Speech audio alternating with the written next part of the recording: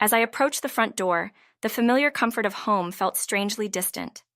Standing there was my husband, Alex, with a young woman by his side, her face unfamiliar and unsettling. Her confidence seemed to fill the space, and I felt a chill as Alex looked at me with a strange smile. "Meet my new wife," he said, his tone casual as though this was an ordinary introduction. The shock hit me like a wave, making it hard to breathe. "What are you talking about, Alex?" I managed to ask, trying to understand his cold, detached expression. "This isn't a joke, right?" But his reply shattered my last hope. "No, it's real. I'm divorcing you. From now on, she and I will live here," he said, gesturing to the woman who gave me a dismissive look. The reality of the situation sunk in as he added, "You don't belong here anymore." I stumbled back, barely able to process what was happening. This was my home, our life, our memories. How could he toss it all away so easily?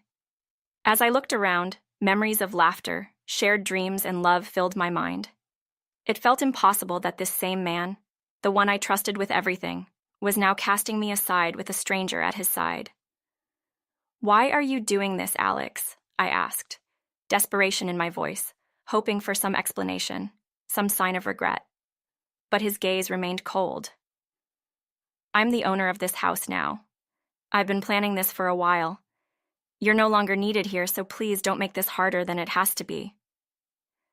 With those words, he shut the door on me, shutting me out of the life we had built together. Standing alone in the cold, I felt my world crumbling. For a long time, I just stood there, paralyzed by disbelief. My name is Rachel, and at 33, I thought I had my life figured out. I worked as an assistant at my father's small business, helping him keep things running smoothly. After my mother passed away, I took it upon myself to care for him and be the daughter he could rely on. Dad and I had a close bond, strengthened by years of shared memories and mutual support. When I met Alex, it was like a spark of hope, a chance to build my own family and happiness. He'd joined the business as a manager, and his easy charm won everyone over, including me. I fell hard, captivated by his kindness, dedication, and the sense of stability he brought into my life. But now, in the face of his betrayal, I realized that everything I had believed in was a lie. Left with nowhere else to go, I walked aimlessly through the streets, numb from the pain. My mind raced, trying to understand what had gone wrong. Who was this woman, and how long had he been planning this? Desperate and alone, I thought of the one person I could turn to, Alex's mother, Linda. She was strict and reserved, but she had always been supportive in her own way. Calling her was my last option, and I hoped she would at least hear me out. I dialed her number with trembling fingers, and she picked up almost immediately. "Linda, it's Rachel," I began, my voice shaking. I told her everything, and to my surprise, her tone grew icy and determined. "Stay where you are, Rachel. I'll be there soon." Within minutes, Linda arrived, her face set with anger.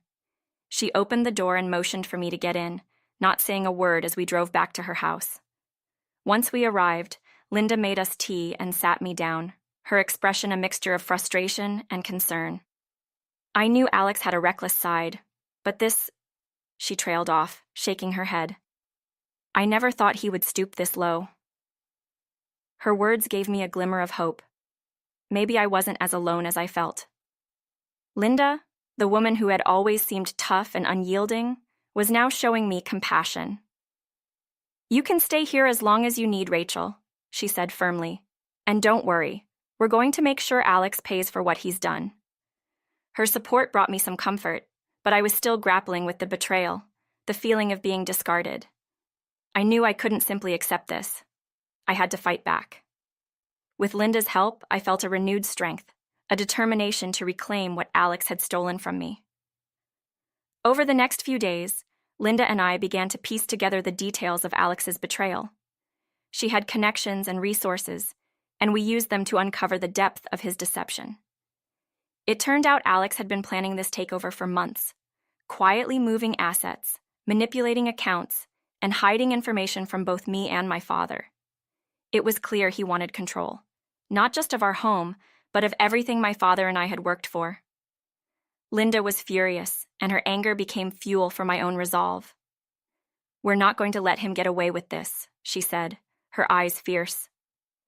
With her guidance, we gathered evidence, preparing for the confrontation we knew was coming. Alex might think he had won, but he underestimated the power of those he betrayed. The day of the confrontation arrived.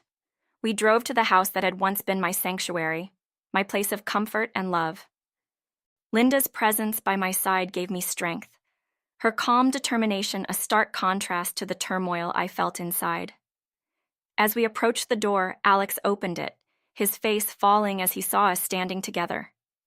"What are you two doing here?" he sneered, attempting to maintain control. Linda stepped forward, her voice cold. "We're here to set things straight, Alex. Let us in, or we'll take this to court." Reluctantly, he stepped aside, letting us in. His new wife sat on the couch, watching us with a mixture of curiosity and arrogance. But as Linda laid out our evidence, her expression changed. Linda's words were sharp, each one cutting through Alex's facade. "You thought you could get away with this?" she asked, her tone dripping with disdain. "Did you really believe no one would find out about your lies, your manipulation?" Alex tried to deflect, but Linda was relentless, presenting proof of his forged documents, his hidden bank accounts, and his betrayal. "You took everything from Rachel," she continued, "but that's over now. We're here to take back what's ours." Alex's new wife looked horrified, her smug confidence disappearing as the reality of his actions became clear. She had aligned herself with a man who had built his life on lies, and now the truth was crashing down around them both.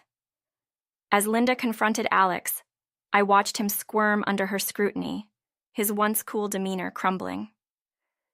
"You never cared about anyone but yourself, did you?" I asked, my voice steady but filled with hurt. "You took advantage of my trust, my love. But you're not going to win this time." Alex looked at me, and for a moment I saw a flicker of regret. But it was too little, too late. He had made his choices, and now he would face the consequences. Linda didn't let up, pushing him to admit his wrongdoings, and as he struggled, I felt a strange sense of closure. The man I had once loved was gone, replaced by a stranger who had betrayed me in the worst way possible. The aftermath was swift. Alex's new wife left him, repulsed by the depth of his deception. He lost his position at the company, forced out by a board that no longer trusted him.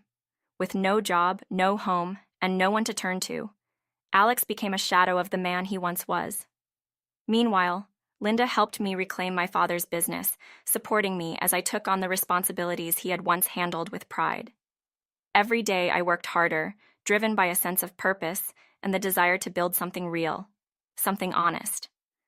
Linda, who had once seemed so distant, became my greatest ally, guiding me through the challenges with wisdom and unwavering support.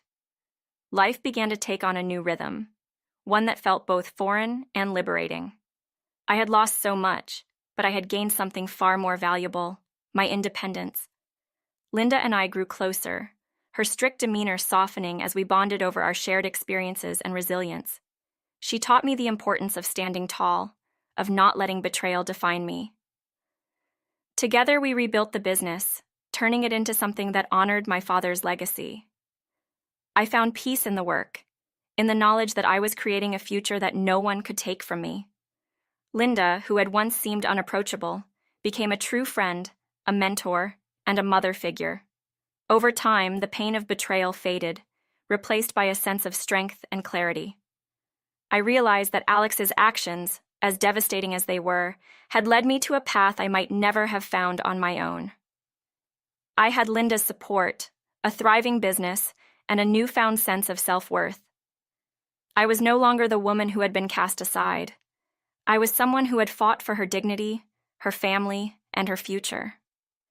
I knew there would be challenges ahead, but I also knew that I was ready to face them. The scars of the past were a reminder of my journey, a testament to the resilience that had carried me through. In the end, I was grateful, not for the pain, but for the lessons it taught me. Linda's presence in my life had been a gift, one that transformed me in ways I hadn't expected. She showed me that family isn't always defined by blood, but by loyalty, trust, and love. Together, we continued to build a life grounded in these values, a life that honored my father's memory and our shared strength.